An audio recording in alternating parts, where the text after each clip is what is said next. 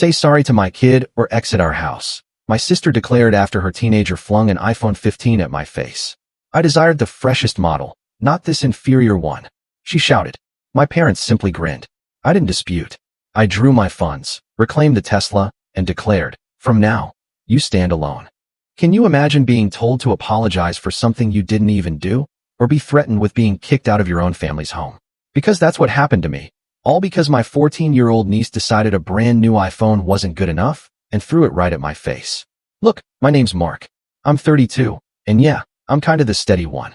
The guy who does everyone's taxes, gets the 2 a.m. calls when the Wi-Fi dies, the one who remembers birthdays and shows up with folding chairs nobody else thought of. I've been called boring, sure, but also dependable. For a long time, I thought those were the same thing.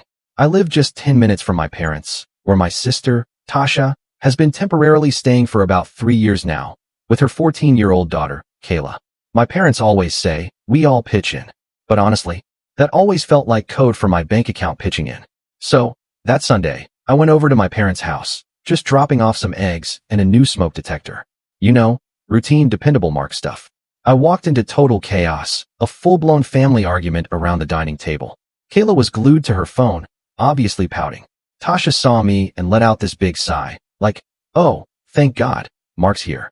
My mom just smiled, not even looking up from her tablet. My dad, he was just sipping his tea, completely unfazed.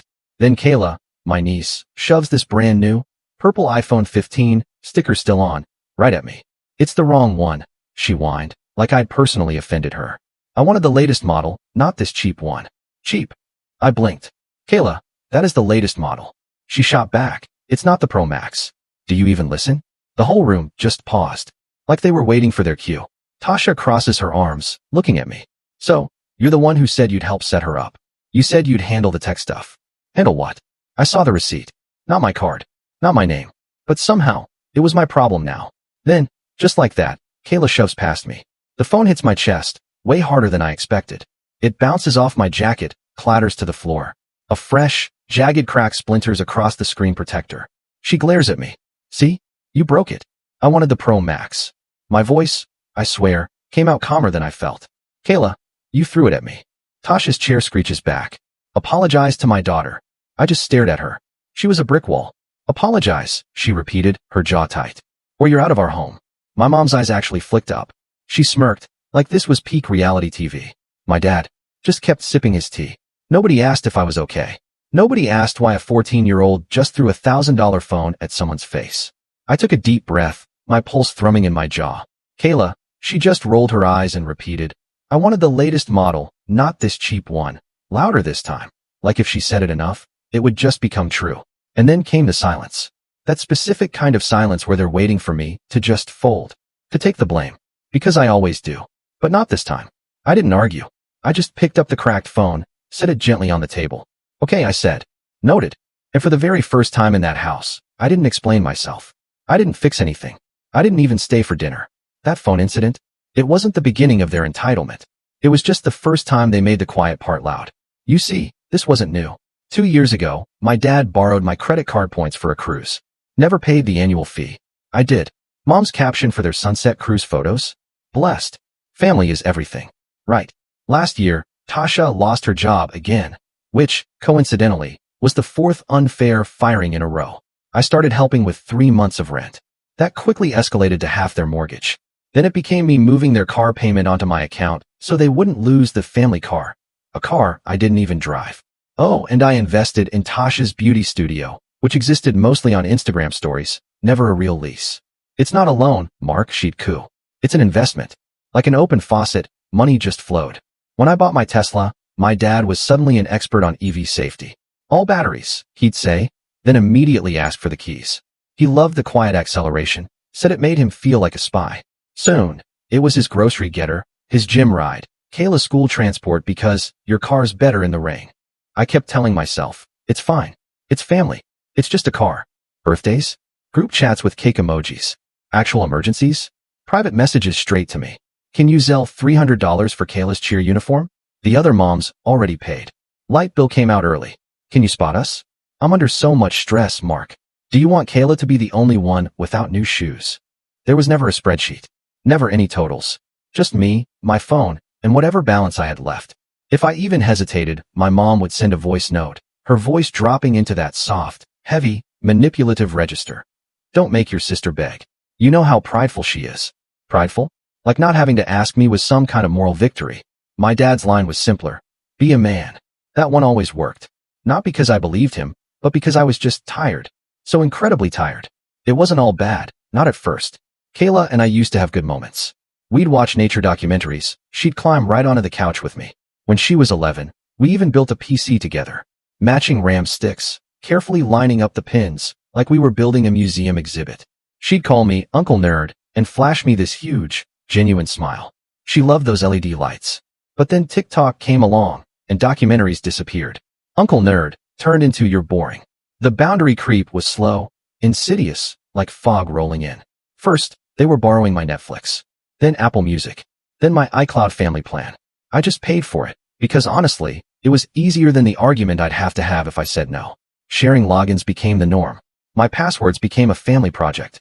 When I finally changed them, the family group chat exploded like a fire alarm. Why are you punishing us? Tasha would rage. Control issues. Mom would chime in, like she was my therapist. Dad would just send a thumbs up emoji to Mom's comment, then call me privately. Don't be dramatic. We'll talk Friday. But Friday would come and go, and nothing ever changed. Kayla wasn't born entitled. We fed it to her like a vitamin. We taught her that if she looked sad enough, something new would appear. We taught her that money came from one specific person, and that person was me. 2 weeks before the iPhone drama, there was an earlier crack, a smaller one. I was at my parents' for a cousin's birthday, dropping off an external hard drive for Dad. The house was packed. I waved at Kayla, who was in a corner with friends, FaceTiming someone about a hoodie. One of her friends, not even bothering to lower her voice, said, "Tell your uncle to stop being cheap." Kayla just laughed, eyes glued to her screen. "Facts," she said. "He's always like, budget. Like, who cares? Who cares?" My dad, seeing my face, just clapped my shoulder and said, "She's just a kid." Tasha just shrugged. You know how teenagers are. Mom handed me a plate and floated away to discuss centerpieces. A week later, a package arrived at my apartment. It was a glittery, rhinestone-covered Pro Max phone case, addressed to me. No phone, just the sheer expectation. A note tucked inside read, "Can you order the actual phone so there's no delay? Text, love you. T." I stared at that case on my desk for a full minute. My chest started that familiar weird buzz, the one right before a migraine. I typed a response. Deleted it. Typed another. Deleted it. I told myself I'd talk to them in person. And then, that Sunday happened. I went home, sinking into the quiet of my apartment, watching the city lights blur outside my window. My phone pinged. The family chat was already blowing up. "Tasha, next time, don't make a scene." "Mom, we raised you better than to humiliate a child." "Dad, call me." And then, from Kayla, a direct message. "I'll get it myself." I stared at that last one for a long time. It was small, but it scraped. Finally, I typed one sentence, sent it to the family chat. "We need to talk about money." 3 dots appeared. Then, "Mom, don't you dare hold this over us." "Tasha, if you're going to be petty, keep it." "Dad, not on text." I just flipped my phone face down. I stared at that glittery Pro Max case on my desk until the rhinestones blurred into nothing. I knew right then, this talk wouldn't actually be a talk. It would be me listing facts while they called me names. The same old script, just louder. The only person who texted me privately was my cousin, Leah. "You okay?" I heard a version. I doubt it's the right one. A version. Yeah, there were always versions of me, apparently. The generous one, the controlling one, the safe one, the problem. But no one ever asked what I wanted. Not for a long, long time. They scheduled the talk for Wednesday, after Kayla's practice, so she wouldn't be stressed. I got there early, waiting in the half-lit living room, smelling microwave lasagna and apple cleaner. Tasha walked in first, arms crossed, already spoiling for a fight. Mom followed, clutching a legal pad like she was taking minutes.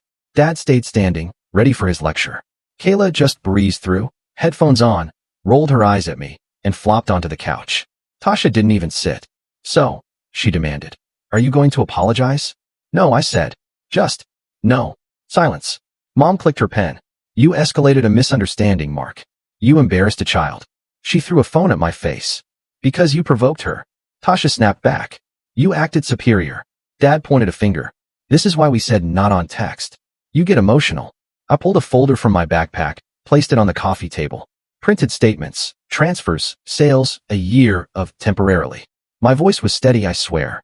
Here's what I've paid in the last 12 months. Mortgage top-ups, utilities, car insurance, Kayla's school trips, cheer uniforms, the Tesla insurance you conveniently switched to your address, the investment in the beauty studio, the grocery card you never paid back, all the streaming accounts. Mom scoffed. Are you keeping score? For once, I said, yes. Kayla muttered. So dramatic. I turned a page. Here's the total. Tasha craned her neck, then quickly looked away. Don't weaponize money. I'm not, I said softer now. I'm naming it. Dad waved his hand, dismissive. Get to the point. Here's the point, I said. My hands were rock steady, but my heart was hammering. I'm done being the family bank. They all erupted at once. Tasha, so you're punishing us because you're mad at a kid? Mom, family doesn't nickel and dime each other. Dad, I knew the minute you bought that car, you'd change. And Kayla, louder than all of them. Can someone just order my phone already? Something inside me just clicked off.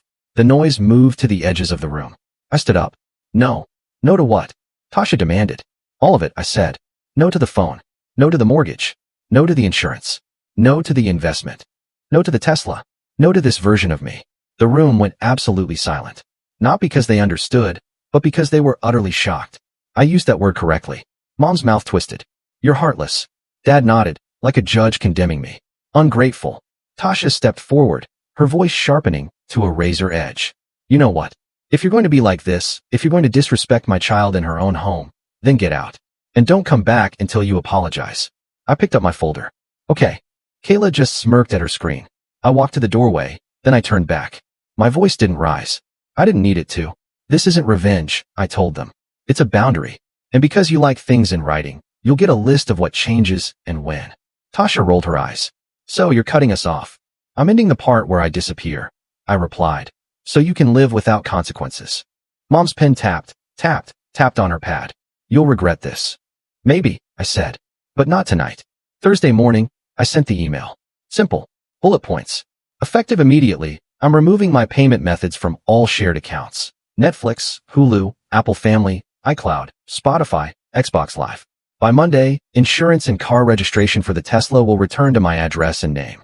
The car will stay with me until I decide otherwise. The investment in the beauty studio is concluded. I'm requesting the remaining balance be returned by the end of the month, or it will convert to a formal loan with terms.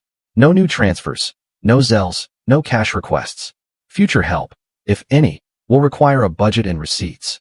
Because paper trails matter. The replies rolled in like changing weather. First, a drizzle. Mom, we raised a stranger. Tasha, you promised. Kayla is devastated. Dad, men provide. Then, the storm. Mom, your grandmother would be ashamed. She wouldn't. She used to slip me 20s and whisper, don't tell your mother. Tasha, you're stealing the car from your father. It was never his. Dad, you want us to fail. I wanted them to stop failing on purpose. I didn't answer. My therapist once told me, not responding is a response. I tried to hear her voice when the guilt started its old, familiar dance. At lunch, my phone buzzed with screenshots from Leah. The family group chat, without me. Tasha, Mark's punishing Kayla. Who treats a child like this? Mom, he's always been jealous of his sister. Dad, he thinks a fancy car makes him important. An aunt chimed in with a prayer hands emoji. Another cousin wrote, he needs to remember where he came from. I closed the screenshots. Ate my sandwich in the stairwell where it was quiet. Just quiet. That Friday, Dad texted me. Need the car to take Kayla to school. I replied, I'll drive her. He shot back, don't bother. I went anyway. Kayla stomped out to the curb, slammed the door without a word. Her friends stood by the school gate, watching, one whispering loud enough for me to hear, is that the uncle? Kayla just put her headphones on. 2 blocks later, without looking at me, she said, everyone has the Pro Max. You have a phone, I replied gently. A good one. She snorted. You don't get it. I get more than you think, I said. She didn't answer. At a red light, I tried again. I used to love building computers with you, Kayla. She just stared out the window, like the sky had personally offended her. Whatever. I dropped her off. No thanks. The next morning, Saturday, a tow truck was idling outside my parents' house. Not for the Tesla. For their other car. Missed payments. Tasha texted me a photo of the tow notice, like it was proof of my cruelty. Look what you did. I looked at the dates, circled in highlighter. They were late before the phone. Before the boundary. The tow wasn't my fault. It was just finally visible now. That Sunday my mom called. I didn't answer. She left a voicemail that started with tears and ended with pure venom. You're going to die alone. People say things like that when they want to make you feel smaller than the room you're standing in. I didn't block anyone, but I didn't answer anyone either. I made coffee. I cleaned my apartment. I took that glittery Pro Max case and shoved it into a junk drawer, the one with old cables and a dead battery pack. At noon, my doorbell rang. It was Leah, my cousin, with a bag of empanadas and a look that just said, I know. She didn't ask questions. We ate in my kitchen, and she told me about her boss forgetting his laptop at TSA. We laughed. It felt like breathing air I hadn't tasted in months. Monday, I moved the Tesla's insurance and registration back into my name and my address. At the DMV, the clerk asked, any reason for the address change? I just smiled. Finally, reading the manual. Tuesday, a new email from Tasha. Kayla needs rides now. Are you happy? Happy? No. I realized happiness wasn't what any of this was about. It was about not drowning. Work out better. Not instantly, but like a background hum finally lowering. I shipped a feature that had haunted me for weeks because I'd been too busy absorbing everyone else's fires. My manager said, nice work. And I actually believed her. I started going to the gym again. I even took a beginner's pottery class. My mug was ugly, but it made me smile. The crisis at my parents' house? It didn't end. It just shifted. Without my automatic payments, the budget suddenly mattered. Dad sulked. Mom threw pity parties with elaborate centerpieces. Tasha tweeted thinly veiled subtweets about me. Kayla posted a blurry photo of her cracked phone on her story, with the caption, some people are fake. I didn't swipe up. There were small, unexpected things too. My neighbor, Priya, knocked to ask about phone chargers and stayed to talk about her dog for an hour. She said I looked lighter. I hadn't even realized I'd been carrying such heaviness on my face. Leah texted me more often. Proud of you, she'd write, like a little vitamin boost. Then, Tasha escalated. Of course she did. A long, breathless text about how the beauty studio needed just one last infusion to survive. Think of it as protecting your initial investment, she wrote. She attached a Canva chart, circles, swoopy arrows, predicted revenue. No numbers connected to reality. No costs. Just a vision board with clip art lipstick.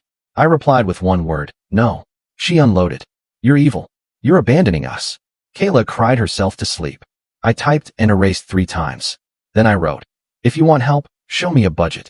Hours later, she sent a photo of Kayla's tear-streaked face, mid-cry. My stomach flipped. Manipulation lives in your body before your brain. I put my phone down. Wash dishes. Texted Leah. Tell me I'm not a monster. She called immediately. You're not, she said. You're a boundary with legs. That Thursday night, Dad ambushed me in the driveway. Your mother is sick over this. So am I said. Just a different kind of sick. You think you're better than us, he accused. I think I'm not a debit card, I retorted. He shook his head. You never apologized to Kayla. That girl's been through enough. I looked him in the eye. What exactly am I apologizing for? For not buying a child the exact model she demanded? For not absorbing your bills? For refusing to be shouted at in your own home? He didn't answer. His gaze drifted to the Tesla. You always like showing off. It's a car, Dad, not a parade. He turned to leave, then threw one last line over his shoulder. We'll remember this when you need us. I almost laughed. When have I ever needed them? Not in the way they meant. But the very next week, something shifted, in a direction I never expected. Kayla texted me. Not a paragraph. 2 words, computer help. I stared at the screen. Typed, what's up? She replied, PC won't boot. Black screen. Need it for a project. I considered sending a link to a tutorial. Instead, I just drove over. She met me at the door, eyes guarded, chin tilted like a shield. We didn't talk about the phone. I plugged in the PC, popped the case, reseated the GPU, checked the power. On the 3rd try, it booted. The LED lights flickered on, pink and blue. She actually exhaled. Thanks. I nodded. Anytime. She hovered for a moment. Can you show me how you did that? Something inside me loosened. Yeah, I said. Grab a chair. We worked in silence. After a while, so quietly I almost missed it, she said, I didn't mean to hit you with the phone. I know, I replied. You meant to throw it near me. Physics did the rest. She actually cracked a smile. Facts. We didn't fix anything bigger than a boot loop. But that was enough for a Tuesday. I drove home and realized my hands weren't shaking anymore. 2 months later, that Pro Max case still sits in my junk drawer.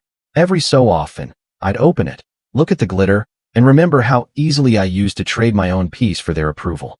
It feels strange to look at that object and realize the person who would have just bought the phone without blinking isn't me anymore. I still get messages. Holidays come with group photos I'm not in and comments from strangers underneath saying, Family is everything. I just put my phone down, make coffee, text Leah a meme, and go on with my day. My parents didn't miraculously transform into saints. Tasha didn't become financially literate overnight. Kayla didn't abandon her phone for Russian novels by candlelight. Real life isn't some neat montage. But the volume knob? It's finally turned down. At work, I said yes to projects I wanted and no to the ones I didn't. My manager actually said, "Boundaries look good on you." I laughed because I finally, truly, understood the joke. One Sunday, I pulled the Tesla into my parents' driveway just to drop off a misdelivered package. My mom opened the door. She looked a little smaller. She also looked like herself, sharp and a little tired. We stood on the porch like diplomats. She didn't apologize. Neither did I. "I made too much soup," she said, "and I'm not quite meeting mine. Do you want some?" "Yes," I said. "I'd like that." We ate at the counter. We didn't talk about phones or money. We talked about the weather, a neighbor's garden, a movie she half liked. It was mundane. It was safe. When I got up to leave, she touched my sleeve. "You always were dependable," she said softly. The word landed differently this time. Not a chore. A fact. In the car, I just sat for a minute with the engine off. I looked at my hands on the wheel. They didn't feel like anchors anymore. That night, Kayla sent me a photo. Her PC, glowing like cotton candy. "I added fans," she wrote. "No more overheating. Pro Max." I actually laughed out loud. I typed back, "Looks dope. Proud of you." Then, after a long beat, she wrote, "Sorry about before." I stared at the screen. Felt that old, automatic urge to say, "It's okay." I didn't. I wrote, "Thanks for saying that." And then I put my phone down and did something I hadn't done in a very long time. Nothing. People talk about revenge like it's the only satisfying ending. But they don't talk enough about freedom. My freedom wasn't a fireworks show. It was a calendar with empty spaces where other people's emergencies used to be. It was a bank account that didn't feel like a public utility. It was a car that went where I wanted it to. It was a quiet apartment where I could finally hear my own thoughts. So what would you have done? Would you have folded? Or would you have drawn your own line in the sand? Tell me what you think in the comments below. I really want to know.